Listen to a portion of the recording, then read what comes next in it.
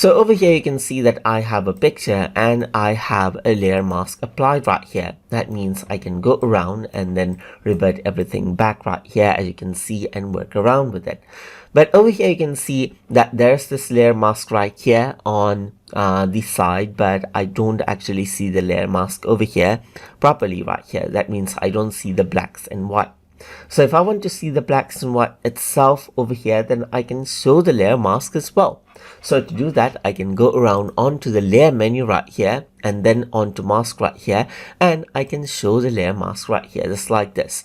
Once I do that, I can go around over here and then change this out, and you can see that I can go around and erase everything out just like this, as you can see. So you can go around and erase out everything right here, erase out right here, and you can see the blacks right here just like this. So now the layer mask is applied over here. So if I were to go to layer right here and to mask and disable the show layer mask, you can see that this is what you have now. So you can simply go around and make the change as well as you like.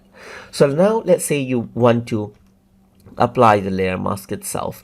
That means I just don't want it as a mask, but I want it to be applied out on the main image itself, the transparency information that is. So to do that, I can go around onto a layer right here and then onto mask right here, and I can simply apply the layer mask. Once I do that, the mask is not there anymore, as you can see, but it is applied right here. That means I cannot actually go around and then bring it out. As I brush, you can see that you can start seeing the color right here.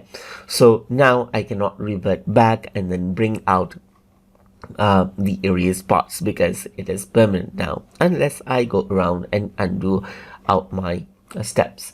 So that is how you can show and apply layer mask inside of GIMP. So I hope you guys learned something as always, and as always, please like, comment, share and subscribe.